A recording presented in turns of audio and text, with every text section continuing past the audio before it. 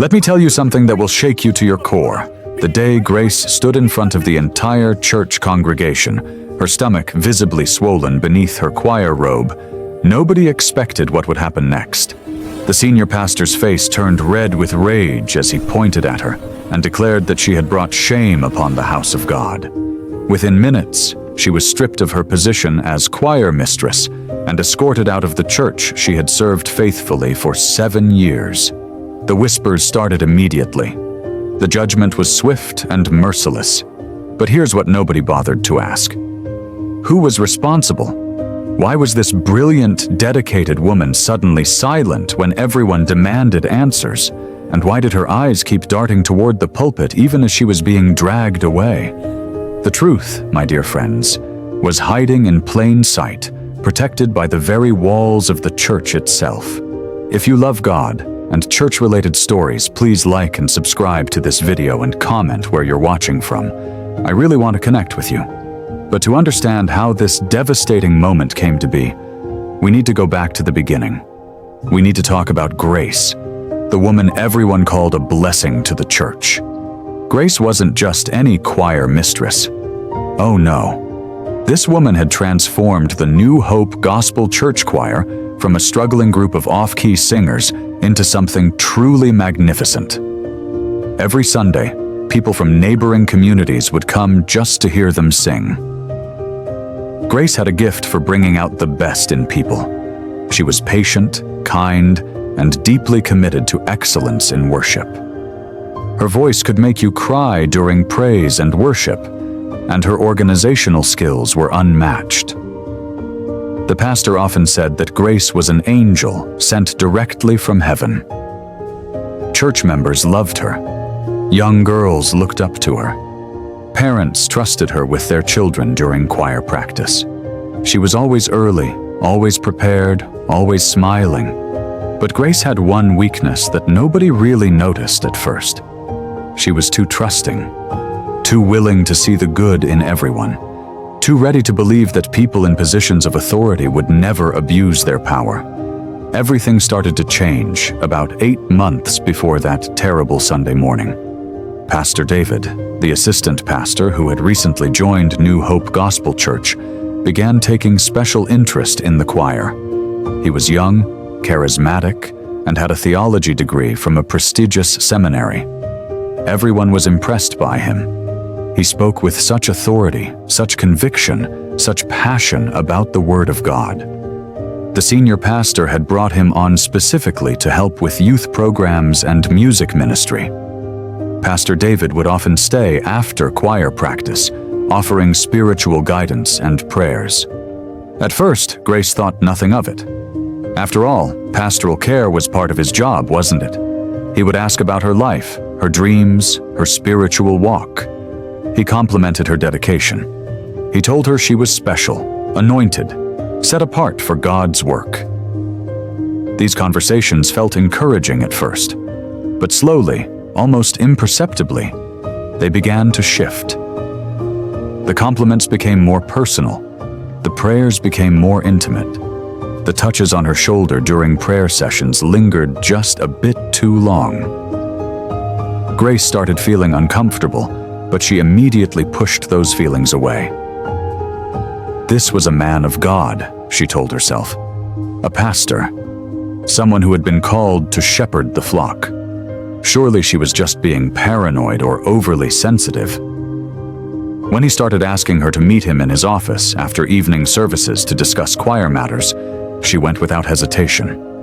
When he suggested they grab coffee to talk about expanding the music ministry, she agreed, thinking it was purely professional. Looking back, Grace would realize that this is exactly how predators operate. They build trust gradually. They use their position and your faith against you. They make you doubt your own instincts. They isolate you slowly, so slowly that you don't even notice until it's too late. And when you're in a church setting, where everyone talks about submission to authority and respecting spiritual leaders, it becomes even easier for them to manipulate you. Grace was being groomed, and she had no idea. Then came that Wednesday evening, that changed everything forever. The church was mostly empty after Bible study. Grace had stayed late to organize sheet music for the upcoming Christmas cantata. Pastor David appeared at the choir room door, smiling warmly as always. He said he wanted to pray with her about the special program. They went to his office, just like they had done several times before. But this time was different. This time, when she tried to leave after the prayer, he blocked the door. This time, his hands moved from her shoulders to places they had no business being. This time, when she said no, when she tried to push him away, he reminded her that nobody would believe her word over his. He reminded her that he was a respected man of God, with credentials and connections. He reminded her that she was just a choir mistress, easily replaceable, and that speaking out would destroy her reputation in the church community. Grace froze. Her mind went blank with fear and confusion. And in that office, behind that locked door, Pastor David took advantage of her trust, her faith, and her vulnerability. Can you imagine? This man who stood in the pulpit every Sunday preaching about holiness and righteousness. This man who counseled couples about fidelity. This man who led prayer meetings and spoke in tongues. He was nothing but a wolf in shepherd's clothing. After that night, Grace was never the same. She walked around the church like a ghost, going through the motions but barely present.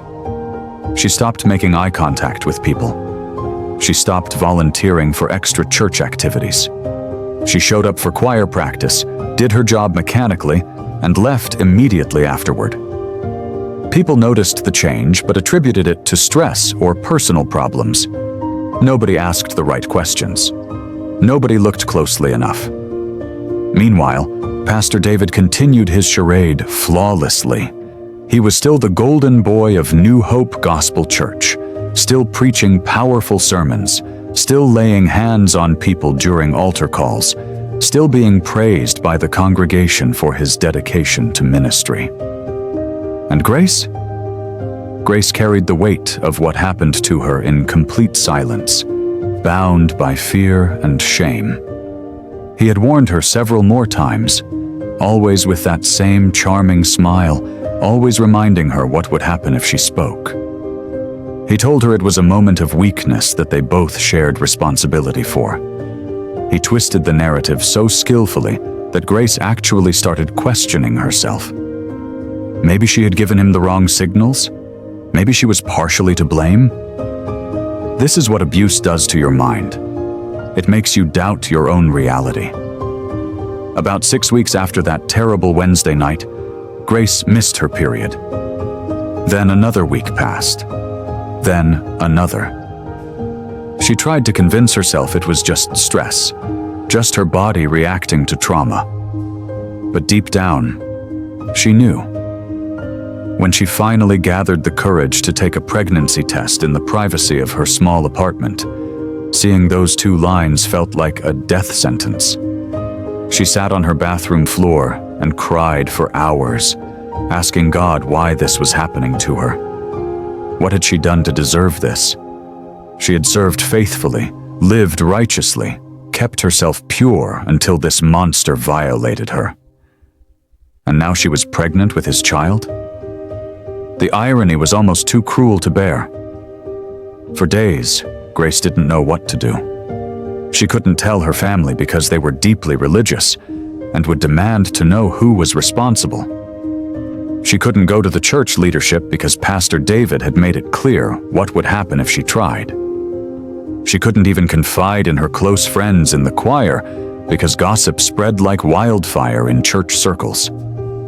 So she kept quiet, hoping somehow the problem would resolve itself, knowing full well that it wouldn't. As the weeks progressed, Grace tried everything to hide her condition. She wore loose-fitting clothes. She held her choir folder strategically during services. She avoided social gatherings where people might notice changes in her body. She stopped attending midweek services, claiming she was dealing with family issues. But you can only hide a pregnancy for so long especially when you're standing in front of hundreds of people every Sunday morning. The choir members started whispering among themselves. Some noticed she had gained weight. Others saw how she rushed to the bathroom frequently. A few observed that she no longer wore her fitted choir robes, but had switched to the largest size available.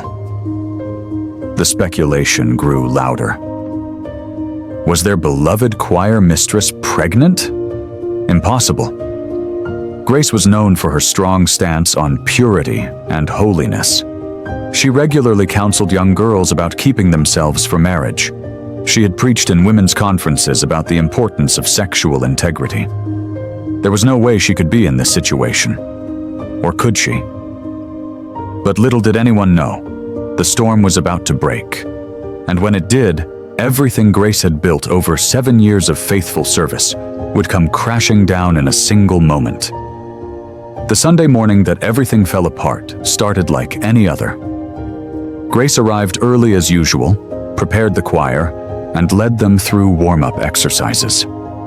She was about 4 months along by then, and despite her best efforts, the pregnancy was becoming harder to conceal. During the praise and worship session, as Grace stood in front directing the choir, one of the senior mothers of the church noticed something. After the service, this woman, Mother Rebecca, cornered Grace in the hallway. She was direct and unforgiving. "Sister Grace, are you carrying a pregnancy?" Grace's heart stopped. She tried to deny it, stammered some excuse about weight gain, but Mother Rebecca was having none of it. Within minutes, other church mothers had gathered. They took Grace to a side room and demanded the truth. Surrounded by judgmental stares and accusatory questions, Grace finally broke down. Yes, she was pregnant. The gasps of shock and disappointment filled the small room. These women who had once celebrated her now looked at her with disgust. The questions came rapid fire. How could she? Who was responsible? When did this happen? Why didn't she come forward earlier? Grace tried to speak, tried to explain, but the words wouldn't come out. How could she tell them that their beloved Pastor David, the man they all admired and respected, was the father? How could she accuse him without proof? Who would believe her? Before Grace could even process what was happening, Mother Rebecca marched straight to the senior pastor's office with the news. Pastor Johnson was a strict, traditional man who ran his church with an iron fist. To him, this was a scandal of the highest order. His choir mistress, the face of the music ministry, pregnant out of wedlock? This would be the talk of the entire community. Within an hour, Grace was summoned to an emergency meeting with the church board. No privacy, no compassion. Just cold, hard judgment. The board consisted of 5 men and 2 women, all elders of the church. They sat in a semicircle while Grace stood in the center, feeling like a criminal on trial. Pastor Johnson's voice was harsh and unforgiving.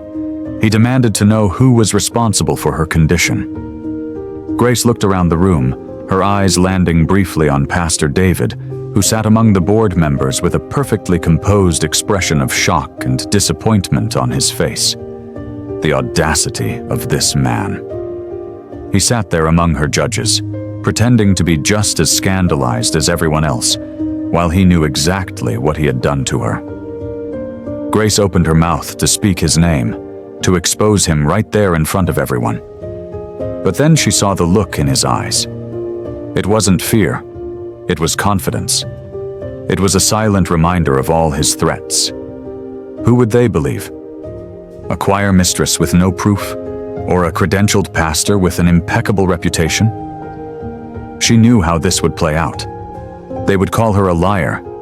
They would say she was trying to ruin a good man's reputation to save herself. They would twist everything and make her the villain. So Grace did the only thing she thought she could do at that moment. She remained silent. She shook her head and refused to answer. The board members were furious. How dare she refuse to reveal the father? Didn't she understand the gravity of the situation? Pastor Johnson pounded his fist on the table. He said her silence was an admission of guilt, evidence that she had engaged in deliberate, premeditated sin. He said she had disgraced the church, mocked the ministry, and destroyed the trust placed in her. Right there, in that cold meeting room, they voted unanimously to remove her from all church positions immediately and to publicly announce her expulsion the following Sunday. You won't believe who stepped forward next with the most condemning words. Pastor David himself stood up, his face a perfect mask of righteous indignation, and spoke words that cut Grace like a knife. "Brothers and sisters," he said solemnly, "this is truly heartbreaking. Sister Grace was someone we all trusted and admired. I personally invested time mentoring her in ministry, and to see her fall like this grieves my spirit deeply. But we cannot allow sin to remain hidden in God's house. Her refusal to name the Father shows a hardened heart and unwillingness to repent fully." The other board members nodded in agreement, praising Pastor David for his spiritual wisdom and discernment. Grace felt her legs weaken beneath her.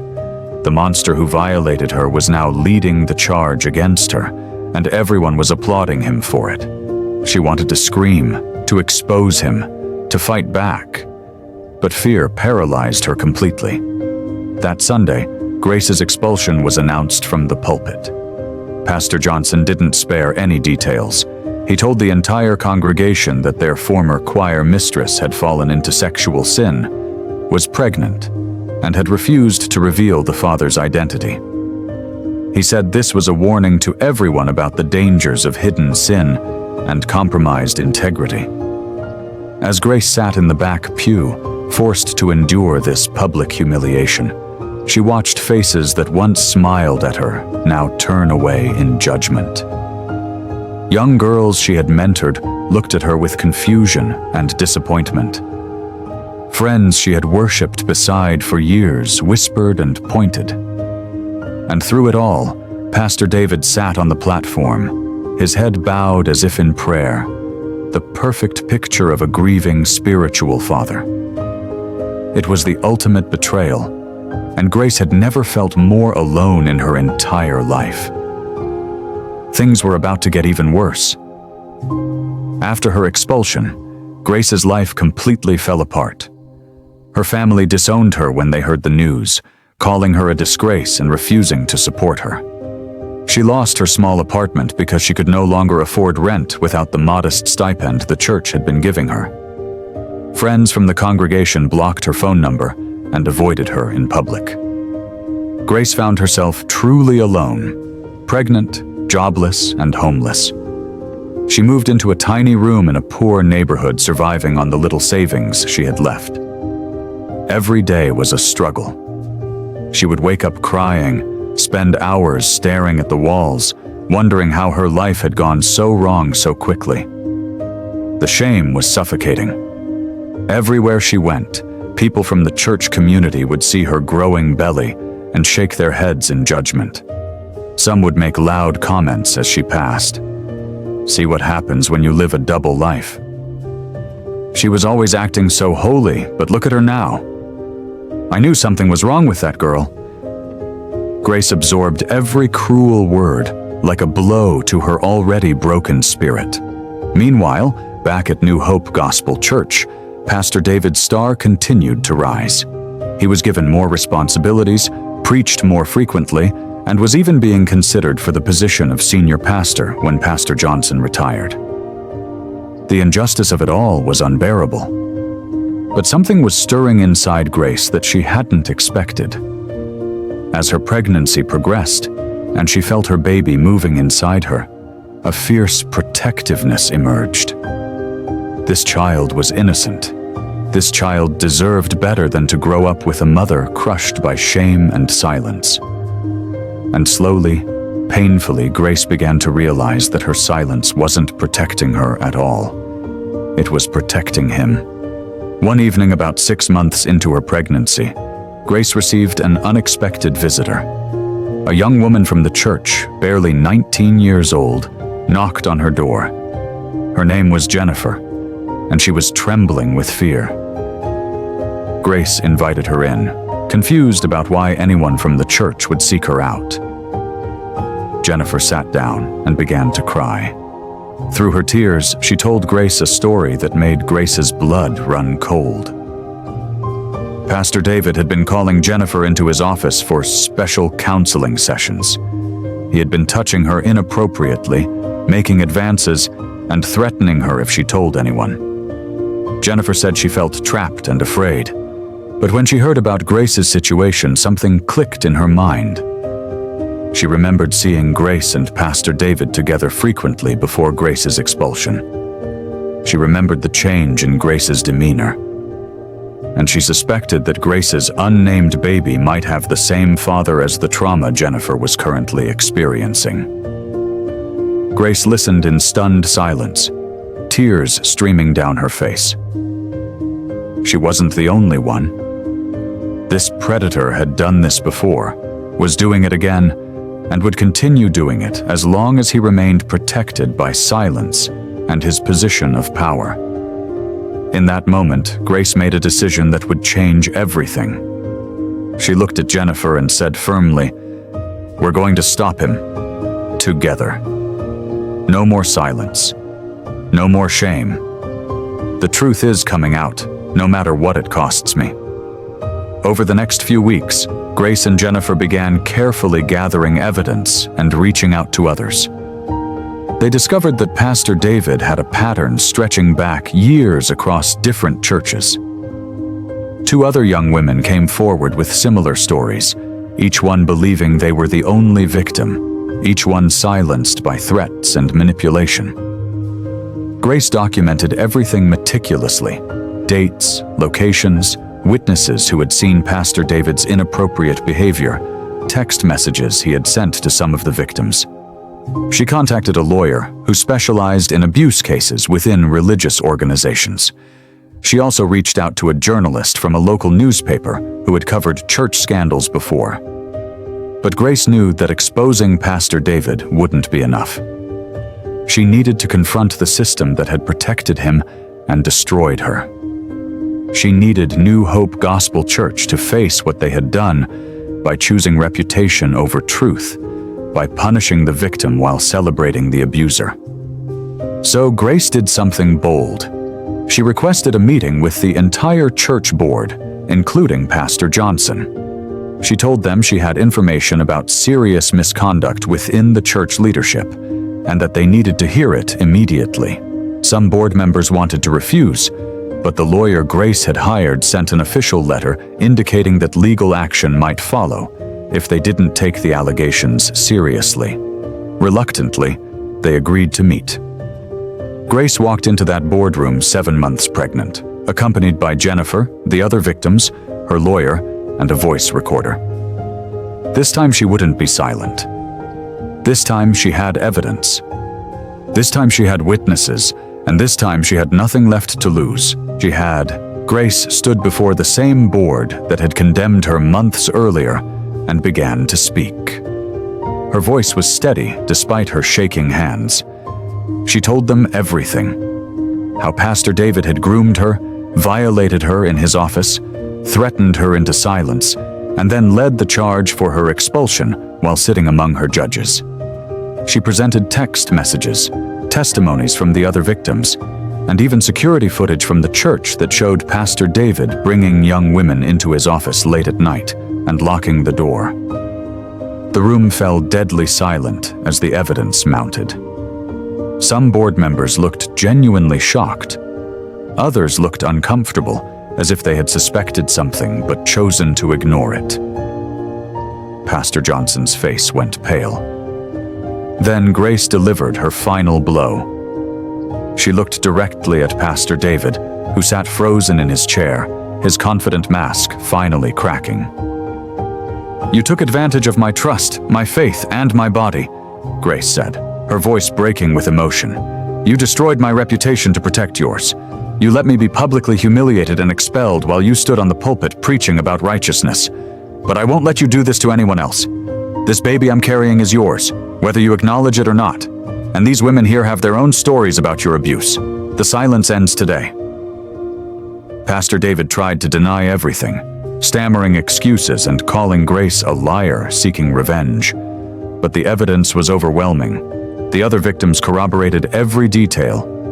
The pattern was undeniable. Have you ever seen wickedness like this? A man using God's name to prey on vulnerable women, then hiding behind the church when his sins caught up with him? The aftermath was swift and explosive. The lawyer Grace hired filed formal charges against Pastor David and threatened legal action against the church leadership for negligence and enabling abuse. The journalist published a detailed exposé that went viral in the community, drawing attention from national media outlets. If this story is speaking to you, hit like, subscribe to Drama Goes to Church for more inspiring tales, and comment where you're watching from. I really want to connect with you. Within days, Pastor David was arrested and charged with multiple counts of sexual assault and abuse of authority. The police investigation revealed even more victims who had been too afraid to come forward before. The case became a landmark example of abuse within religious institutions. As for New Hope Gospel Church, they faced massive backlash from the community. Pastor Johnson and several board members were forced to resign for their failure to protect vulnerable members and for their rush to judgment against Grace. The church underwent complete restructuring, implementing new safeguards and accountability measures. They issued a public apology to Grace and offered to support her financially, though no amount of money could undo the trauma and humiliation she had endured. Grace accepted their apology, but made it clear that real change required more than words. It required a fundamental shift in how churches handle allegations of abuse and protect victims over reputations. Grace gave birth to a beautiful baby girl 3 months later. She named her Hope because despite everything she had endured, hope was what had kept her alive and fighting. Grace's family, humbled by the truth and ashamed of how they had treated her, reached out to reconcile. She forgave them, though the relationship would take years to fully heal. Grace also started speaking publicly about her experience, becoming an advocate for victims of clergy abuse. She traveled to churches, conferences, and organizations, sharing her story and teaching communities how to identify predators, protect vulnerable members, and create safe spaces for victims to come forward. Her courage inspired countless other women to break their silence and seek justice. If this redemption is blessing you, please share this video with someone who needs it, and don't forget to subscribe if you haven't already. As for Pastor David, he was convicted and sentenced to 15 years in prison. His ministerial credentials were permanently revoked, and he was registered as a sex offender. The golden boy who once stood confidently in the pulpit, manipulating and abusing those he was called to protect, now sat in a prison cell facing the consequences of his actions. Justice had finally been served, though it came at an enormous cost to those he had harmed. Years later, Grace would reflect on her journey with both pain and pride. The trauma never fully disappeared. She still had nightmares, still struggled with trust, still carried scars that nobody could see. But she had transformed her suffering into purpose. She had refused to let shame and silence be the final word. She had fought back not just for herself, but for every woman who had been victimized by someone in a position of spiritual authority. Grace's story became a powerful reminder that silence might seem safer in the moment, but it only protects the guilty while condemning the innocent. Speaking truth, even when it costs you everything, is the only way to break cycles of abuse and bring real justice. The Bible says in Ephesians 5:11, "Have nothing to do with the fruitless deeds of darkness, but rather expose them." Grace learned this lesson the hardest way possible, but in exposing the darkness, she brought light not only to her own situation, but to countless others who had suffered in silence. If this story has touched your heart, Please hit that like button, subscribe to Drama Goes to Church, and turn on the notification bell so you never miss a story that could strengthen your faith. Comment where you're watching from. I really want to connect with you, and share this video with your friends and family. Subscribe for more faith-building stories every week. Remember, your silence can either protect predators or free victims. Choose wisely. This is Drama Goes to Church, reminding you that your destiny is not for sale. God bless you, and see you in the next story.